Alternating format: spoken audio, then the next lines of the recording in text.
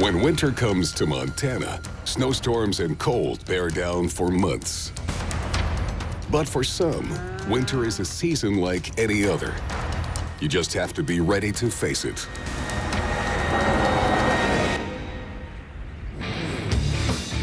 Rick and Casey are big game hunters.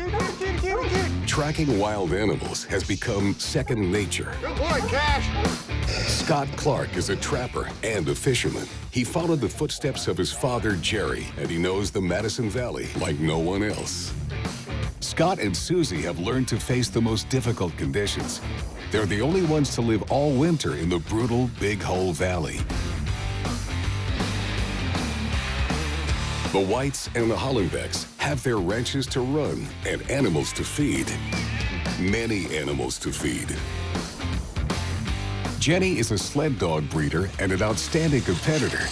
Her team is one of the best in the state. Welcome to Montana, the land of the Western pioneers.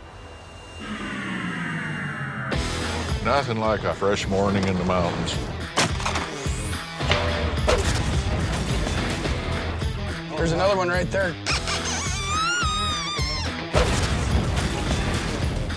Got a good one. Swim right here. Boom, got him.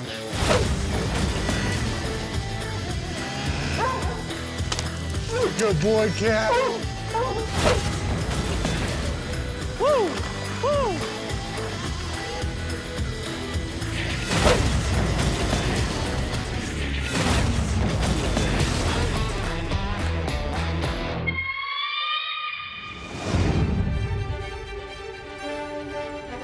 The Big Hole Valley was discovered in 1806 by the first expedition of pioneers in the American Great West.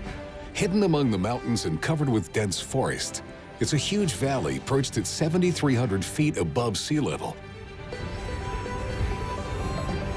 Throughout the 19th century, only a few trappers dared venture here. And even today, the region is considered one of the most remote in all of Montana.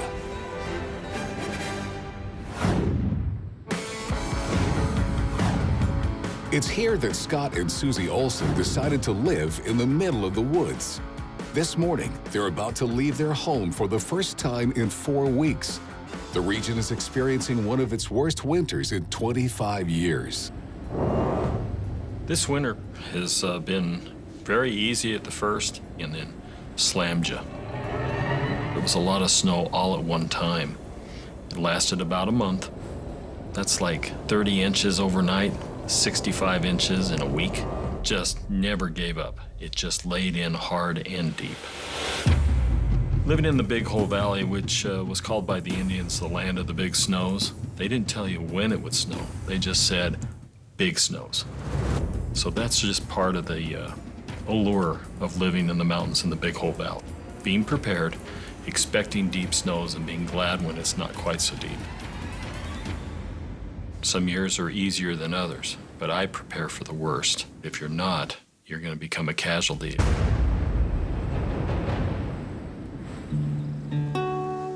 Scott has to get to Jackson, the nearest village, to send a dress he made for one of his clients who lives in New Mexico. It had taken months and months of hard work, and now it was time to send off to the client and receive the payday. So it was hard to give up the dress, but it was a very joyful opportunity. And yet I realized that just getting from here down to town always comes with a little bit of an inherent risk. So it was joyful, but a little worrisome too.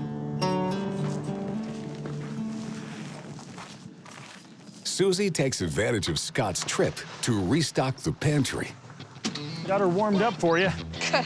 Okay, can you get that in? It's always thinking ahead of what can I accomplish in the time that I'm here. Coach awaits, milady. Thank you. It makes for a long day, but we have a purpose to be there. Okay, I'm set.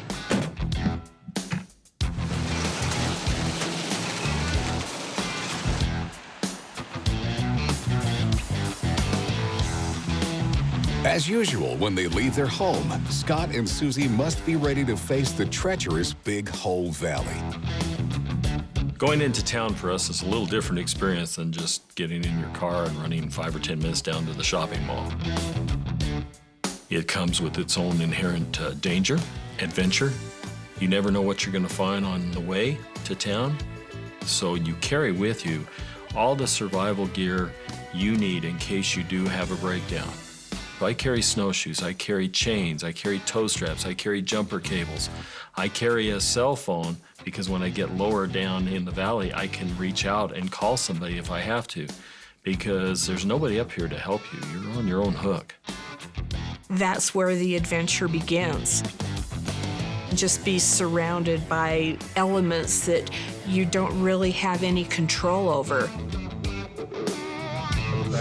It will take Scott and Susie about 2 hours to travel the 20 or so kilometers to Jackson, if all goes well.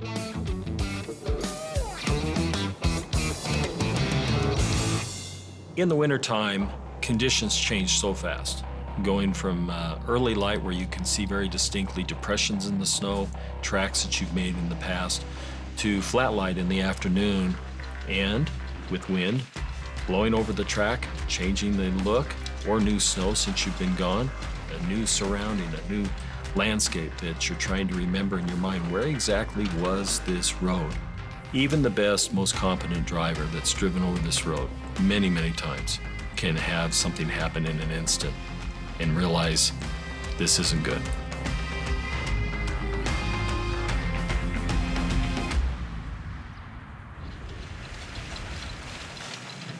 I always get kind of nervous going through this straightaway because It's been an hour now since Scott and Susie left their home, and the trip is going smoothly. But when you cross the Big Hole Valley in winter, you must always stay on guard. Hey, oh, no, crap. Oh. For a few inches, despite his perfect knowledge of the field, Scott just missed the turn.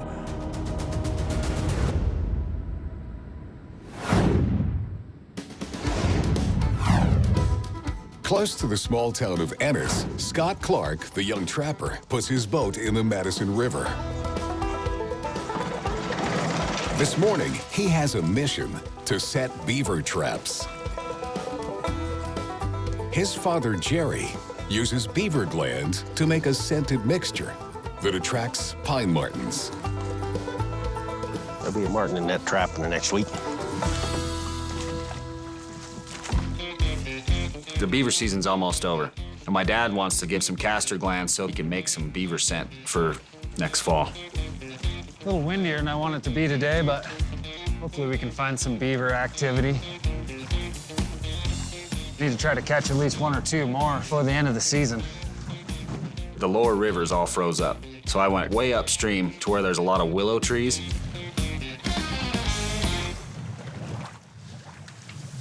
We're just gonna see if we can't see where the beaver been coming up out of the river to eat the fresh willows. We just gotta float down along here, see if we can't find some fresh eaten willow sticks, see where they've been coming up on the bank, sliding back in the river. This north wind is really brutal today. I didn't want to come out here very bad, but season's almost over. Gotta make it count. Scott notices the signs that a beaver has come here to feed. I'm gonna take a quick gander over here.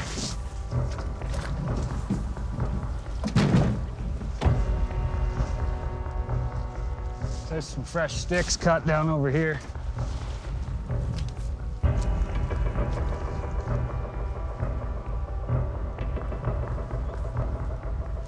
Not much happening here. All that signs from the fall. He's moved on. We'll keep going down. Down the river, Scott follows the beaver's tracks. He hopes to find its most recent burrow so he can set his traps. Beavers don't eat the whole stick. They just eat the bark off the outside, and they'll just clean the bark right off the outside of all these willow sticks. After they take the red bark off, they turn bright yellow and they stick out. beaver must be living down here a little lower. There's one stick over there that a beaver's ate on, but it's been ate on from a while ago. You have to be real careful in this drift boat and this wind with all these rocks. You hit a rock sideways, it flips you over.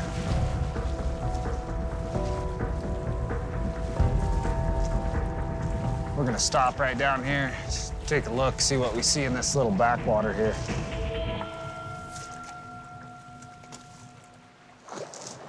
He's been in here a little bit. The rocks are all cleaned off. He's been traveling in here a little bit.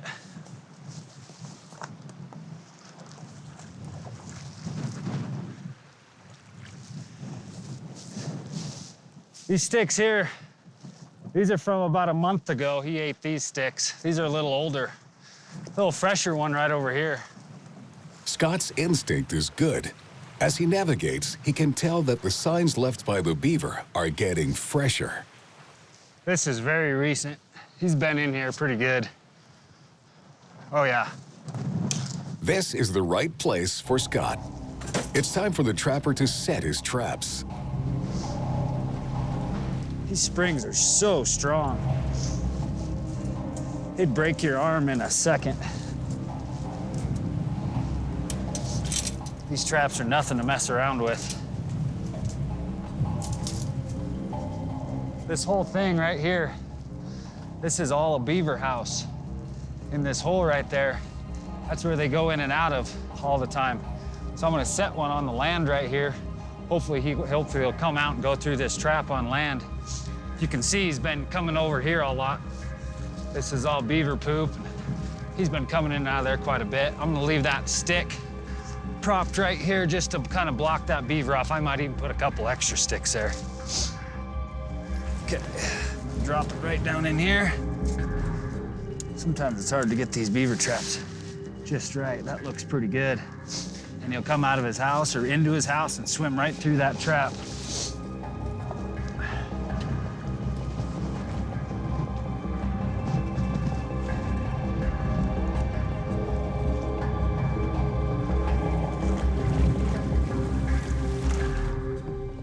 After putting the first trap outside the burrow, Scott finds another promising place to put his second trap.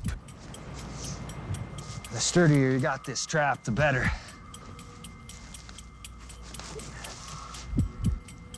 Last step, you always want to wire your trap off to a nearby tree. That beaver starts flopping, he could take off with your trap. So you always wire your trap up. That set's nice and solid. The next time the beaver returns home, Scott's traps will be waiting for him. For the young trapper, it's time to go home. He'll come back in a few days to check the traps. Near the village of Tudon, on the White family ranch, the breeding season will begin soon. Harrison must be wary of a new threat to his animals, coyotes. We have a pretty large coyote population out here, and most of the year they don't really bother us. They kind of do their own thing. What's up, boss? We do kind of start getting somewhat proactive about it coming up on calving season. Coyotes are obviously a predator, and they'll go after the easiest meal they can come across. When a calf's only a couple hours old, you know, it's kind of slow and clumsy and can't get around very well.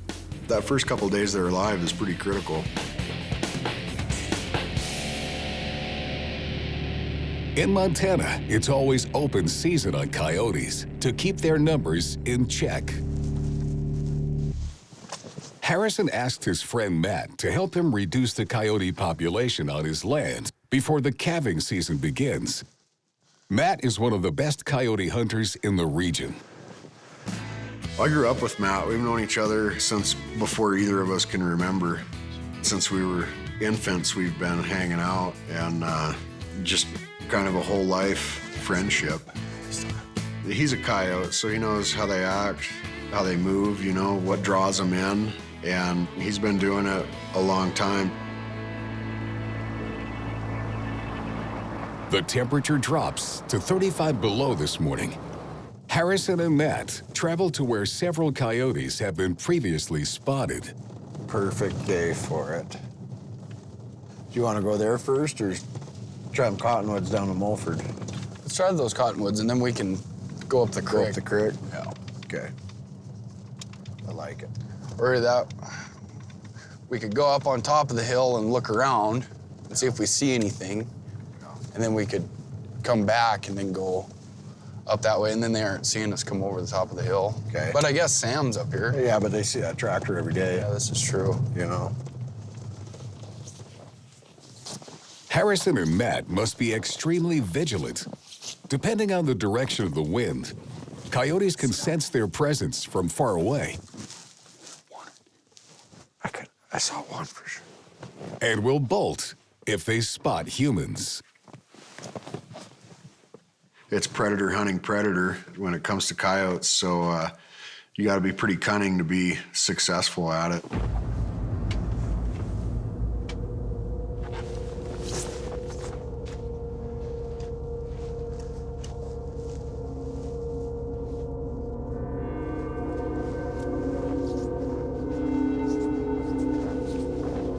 After just a few minutes of walking, Matt already spies the first animal.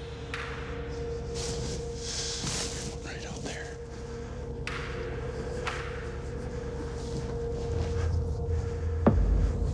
How far? Oh, on the other side of the fence. Just on the other side of the fence. Yep. Are we busted? Nope. We need to kind of get down in this little spot. And we'll sneak around into this spot.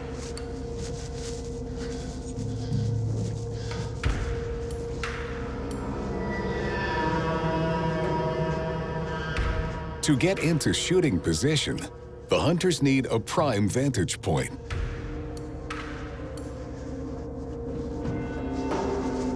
think if we get up here, we'll get set up.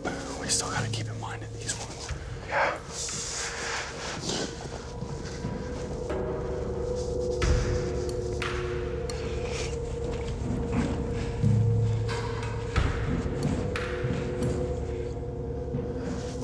I think we'll be able to get set up right in here. Kind of back to back. Yeah. We got some guy kind of watching this way. And another guy watching back towards this way. I think that coyote's gonna come. I think this was his tracks. He's probably gonna come right back down this way.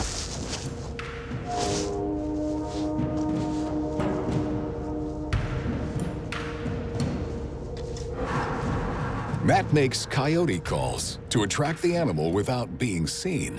One call mimics an excited coyote. The other sounds like a stressed rabbit. Music to a coyote's ears. You want to have somewhere with good concealment so you can hide.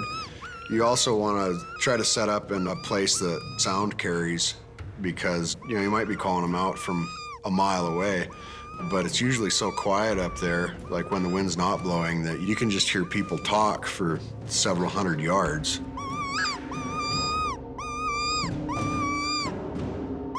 You've got to be quiet. You got to make the right noises. You have to be in a place that you can hide, but yet move your position because they could come from any direction.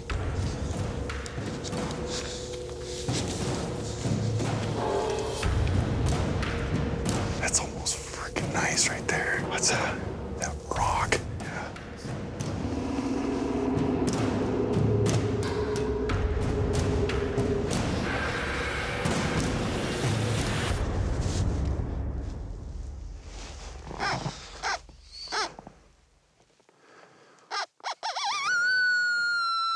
Matt hopes to attract the coyote with a distress call. One was like a wounded rabbit call. It was that real shrill, fast call.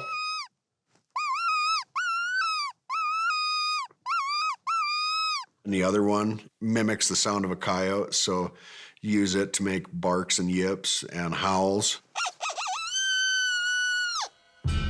So you use the two calls in conjunction, so you can make it sound like another coyote just got a rabbit and there's something to eat over there. And that draws the other coyotes in for that to either steal the meal or kill the other coyote and eat what it already got.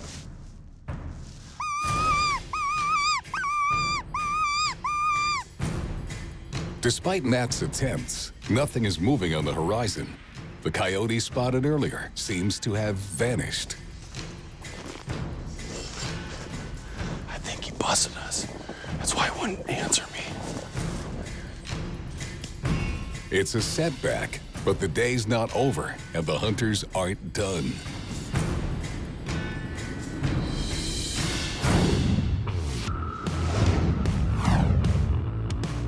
Meanwhile, in the Big Hole Valley, huge amounts of snow have fallen since the beginning of winter.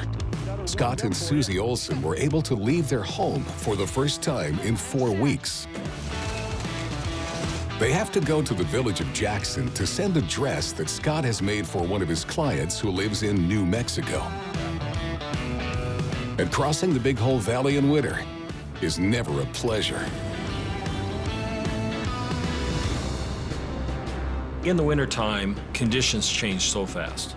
And with wind blowing over the track, even the best, most competent driver can have something happen in an instant. While they were halfway, and despite his perfect knowledge of the field, Scott missed a turn by a matter of inches. It just kind of sucked you off there, didn't it? Yeah. Everything was going fine, and suddenly it wasn't. He didn't make the turn quite the way that he should have. The first thought is, how did you let this happen? Things were going so well. Now we're a couple of miles away from home, and I really don't feel like walking. I'm not happy about this, but I know together we can work this out. Yeah, it's pretty deep over on my side. You can get out.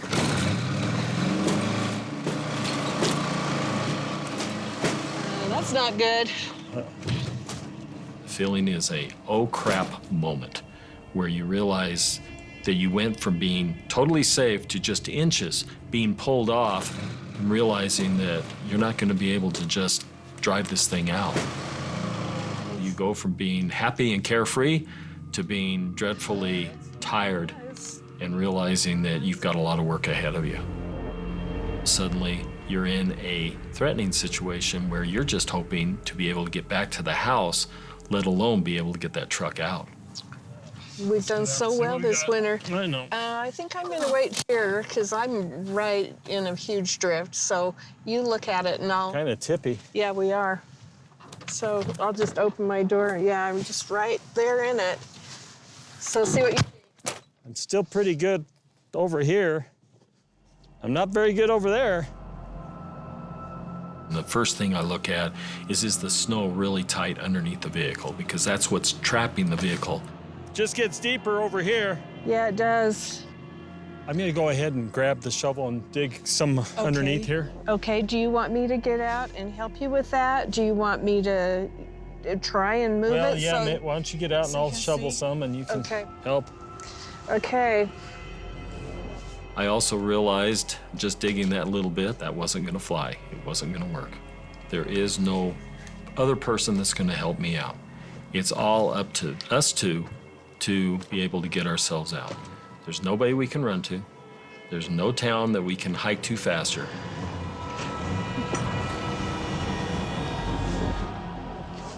So it became mandatory to look at Plan B.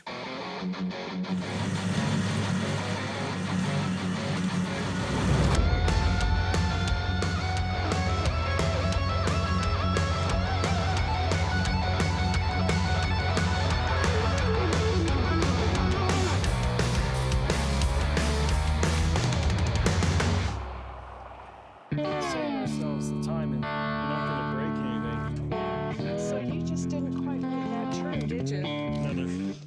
Another fine adventure you got me into. So about a quarter mile away, I've got an old snowmobile parked underneath the pine trees all winter long.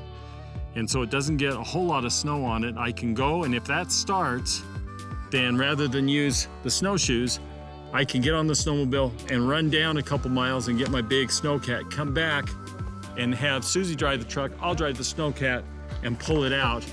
That way we get it done before dark because we're a long way from home, and to have to snowshoe that far, I'm not sure we have the energy all the time to do that.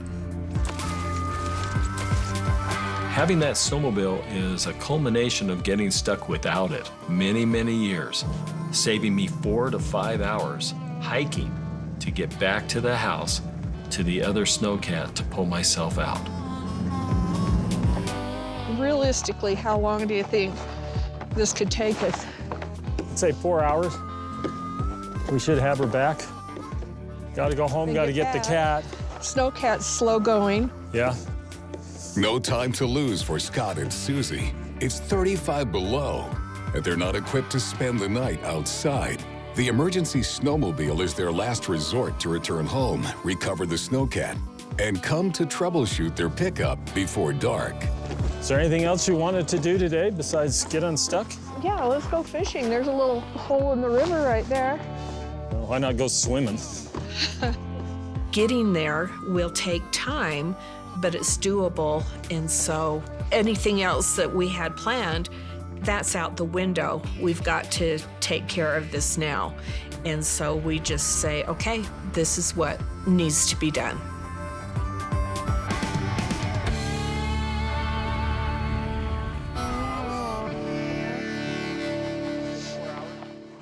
It's been 2 hours since Scott and Susie left their rugged pickup, and they finally get to the snowmobile that Scott has hidden under the trees. If I can get that started, that will save me hours and hours of time to get back. Let me make sure the track's undone. The problem is, will it start? We're frozen. This sits there for months and months through all the sub-zero temperatures. Whew. Yeah, that was frozen. Okay, we should be good.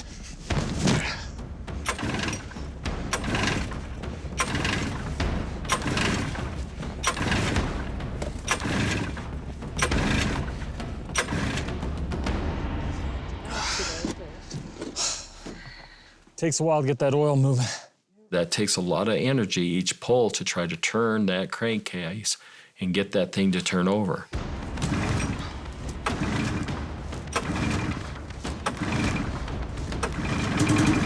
She's getting there. Hope it doesn't get flooded.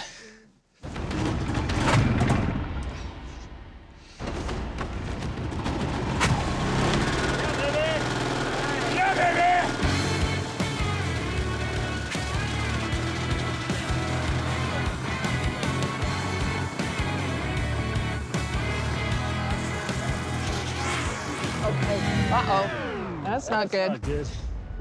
It sputtered, and then it died.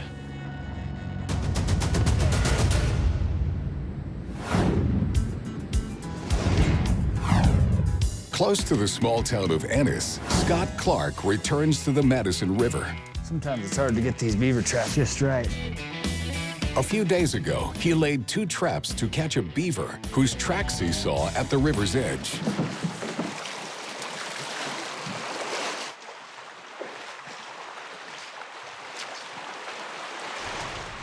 Damn it. Nothing in that trap. Still set. Let's check the other one. Damn. Nothing in that one either. This end of the season, beaver trapping can be pretty tough. That's a bummer. A disappointing end to the season for Scott Clark.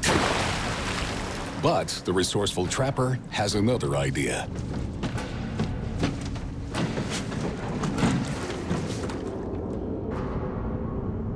When I have nothing in my traps, it's kind of like, oh, I just wasted a bunch of time, a bunch of gas getting up here. Let my dad down, trying to get him some casters for some scent for next fall, and didn't succeed. It's kind of a bummer. Pisses you off. What am I gonna do now? I gotta come up with something. Season's over in a day, so pulled my traps, but I got one last idea. Last time I was setting these beaver traps, I seen a bunch of white-tailed deer down here, and they've lost their antlers over the last 2 months. So all their antlers or sheds are laying on the ground. I think I'm gonna stop down here where I seen these deer and see if I can't find a couple sheds to sell. I gotta make it worth my time coming out here. I'll make a little bit of money and not go home empty-handed.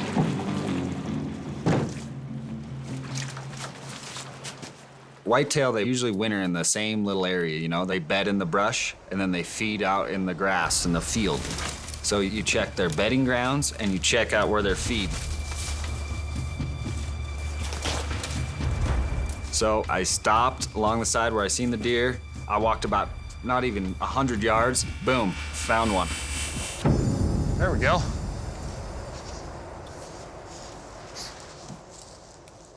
Nice one. Freshly shed. Still got a little blood on the button. Probably been off for about a month. That's a good start. I think we'll loop out this way, check the open, and then back to the brush. Oh. Littler guy. Definitely not a match. Oh, there's one. Another little guy. With sheds like that, a local craftsman can make lampstands or knife handles or firearms. Another one. Scott could get $100 and make his day on the Madison River worthwhile. Look at this guy. It's a funky looking one. Really heavy and stubby. Whoa, look at that one. That's a monster. Wow, that's the best shed I've found in a few years. Ought to get good money for that one. At the end of the day for Scott Clark, he may not have caught any beaver, but he's not going home empty-handed. I spent quite a bit of time circling around, wandering around, looking, but I made the day worthwhile. You know, I found 5 horns. Yep, just another day in the office.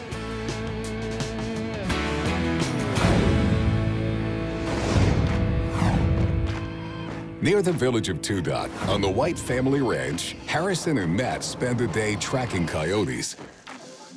These animals regularly threaten newborn calves. They'll go after the easiest meal they can come across. When a calf's only a couple hours old, you know, it's kind of slow and clumsy and can't get around very well. That first couple days they're alive is pretty critical. The two hunters covered several areas trying to find the best places to ambush them. But Matt's calls aren't working, and the two friends have to go back to the camp. This morning, Harrison has to stay at the ranch to care for his calves, but Matt returns to the field. He promised to help his friend reduce the coyote population, and he's determined to succeed.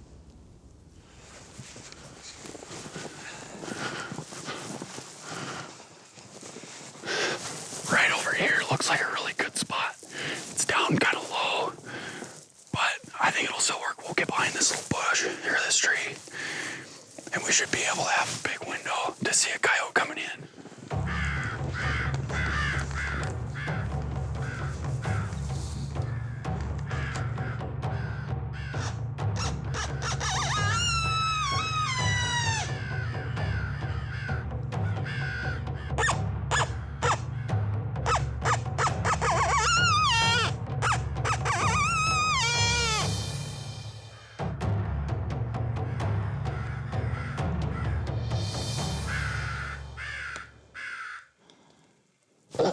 One right over there, right on that bank.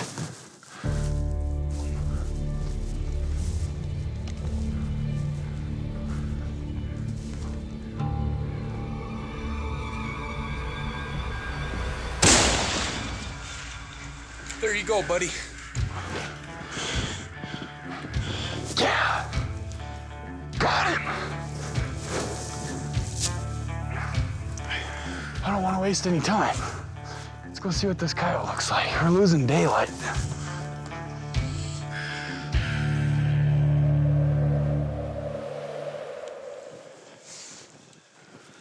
There he is.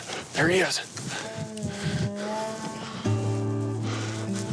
This coat's really nice and light, even though it's a young dog. This is the time of the year that they're gonna be prime. We're gonna skin it, and I'll stretch it out and be able to sell that.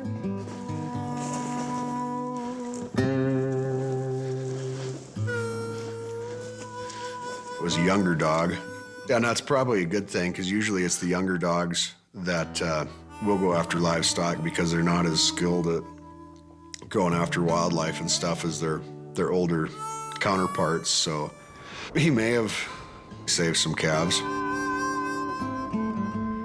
Night is coming to the White family ranch, and with it, about a dozen calves will be born.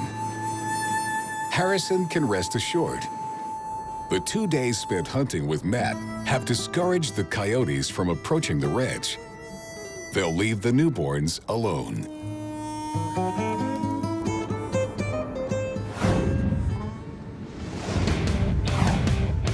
In the Big Hole Valley, Scott and Susie left their pickup after the accident and have arrived at the snowmobile that Scott has left under the trees. But the snowmobile is completely frozen, and the engine refuses to start. That's not good. It was almost a sinking, almost desperate feeling of, oh no, this isn't working. Actually a little bit worse because we have a truck that's stuck. Just thinking, I hope we don't get stuck in it. You're ready for me to do that now. We are quite a distance from home, and the snowmobile that we rely on is not functioning. Okay. Nope, let it go. So in the back of your mind, you're saying, well, if this doesn't start, we've got 4 to 5 hour hike on snowshoes to get to the house, and it was getting cold. It was getting later in the day. There's a snowstorm coming. All the factors against you, and you just hope that it starts.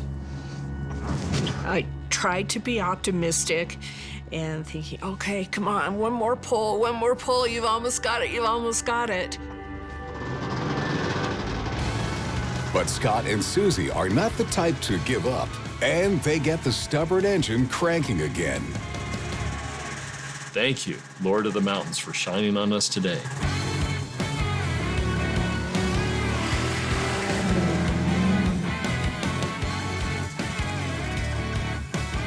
Scott and Susie head home to get the snowcat.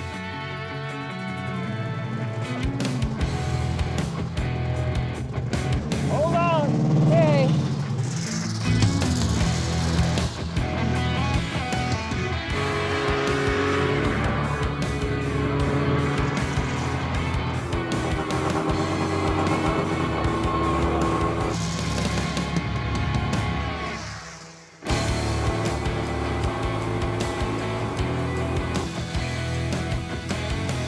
I felt really good once we came down through the trees finally after miles and see the house and realized now we're back and we can get the bigger machine.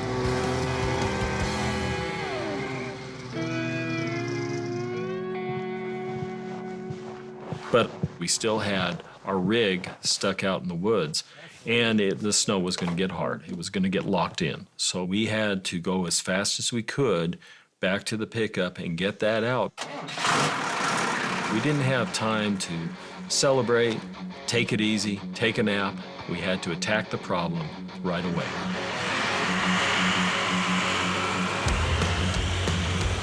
Nice to have this kind of a machine.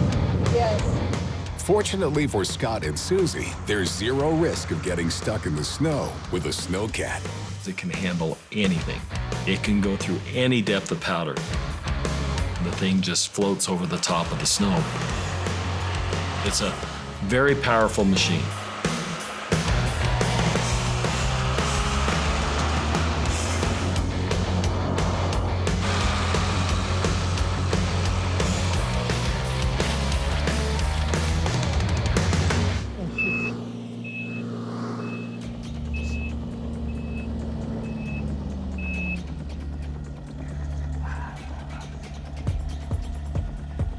Susie, bring your end here. When you get the truck stuck like it was and it's locked in with all the snow tightly, the snow has changed now. It's becoming more of an iceberg type snow. Then you just don't realize that that cat being so strong could pull it out but also break something at the same time. Okay.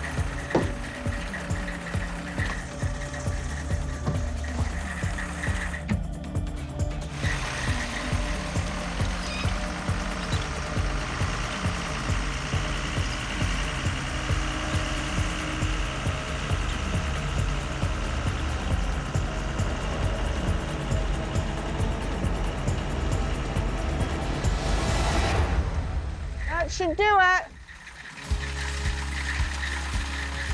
I drug you out. You did drag me out. Woo, look at that, Mark. Look at that. I just drugged you right out. Whoa, hey, no, hold on. I just want to make sure I can Whoa, move. I gotta get you untied. You trying to run me over? I drugged you all the way out. There's nothing there but drag. Isn't that amazing? That's pretty good power. You're the man. I'm the man. Now don't run me over. I didn't realize the snowcat had that kind of power, but I was really grateful overall to get the pickup out. And then let's head for home. That was a great relief. Call it a day. We're lucky. It's the end of a long day for the Olsens, but the pickup is out of the woods, and Scott and Susie can get home. The challenges and adversities that come with living here are part of our lives. And that's what adds the spice to our marriage and the spice to keep us going. So we really do relish every moment we get to spend here. Facing this lifestyle together is something that has brought us closer together as a couple. We've been able to accomplish this together. And it has given us a bond that is very, very strong. Straighten out your wheels. And we have individual strength, but we are stronger together as we face these challenges. Good job. That was one of our longest trips to town and back home that we've done in a long time. You want to go back to town? Not today. Not today. This is me. This is my life. I have chosen it, and it brings me joy. Well, we were supposed to be here about 4 hours ago. Maybe give 5. or take. Give or take. We're here. All right. Thankful to be here, too. Yes, definitely. I'd say the chances of us going anywhere else are slightly below zero, just like the temperature. If you get this stuck, you're done. Which you got close to doing, I might point out. Stuck. I just spun out. Yeah. Well within my control. Uh-huh.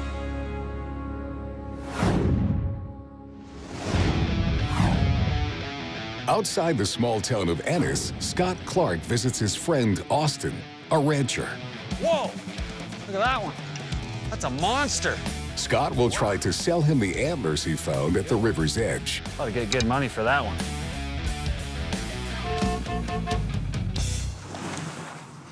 Austin creates all kinds of decorative objects from deer antlers. Yeah, that's crazy. You found 5. That's pretty sweet. Yeah, not too long either. Oh, yeah. All whitetails. I didn't find any mule deer horns. No mule deers today, just whitetails. That's sweet. That's stinking. That's the biggest horn I've found in years. Yeah. That's a bummer. Something nibbled on it a little bit right there. Yeah. Is that porcupine? Porcupine, probably. Oh. This one is sweet. I don't know what I'll do with that one, but I'll do something. You're gonna have to give me some money for that one. It might be a few years till I find one that big again. Yeah, I don't know. What do you want for that one? I don't know. 30 bucks. 30? I'm not gonna do 30. I'd do 20. It's got a nibble on it. 20, huh? 20, and how about 20 and 10 bucks a piece for all the other small ones? So how much? Let's add that up. 30, 40, 50, 60. Kind of wanted 75 for all of them. Man, I'd do 70. 70 bucks? I'll make good money off of that big one there. That's I'll a make nice that into one. something cool. Does that sound good? 70 bucks? Yeah. All right, 70 bucks. And it's a nice day out, man. I'm having fun. Well, you better grab your gals, yeah. All in all, he's happy. He's gonna go make some antler art, and I got a little bit of money in my pocket. It's time for Scott to put away his traps. Spring's on the way, and the Madison River has thawed. But when next winter comes, Scott will be ready.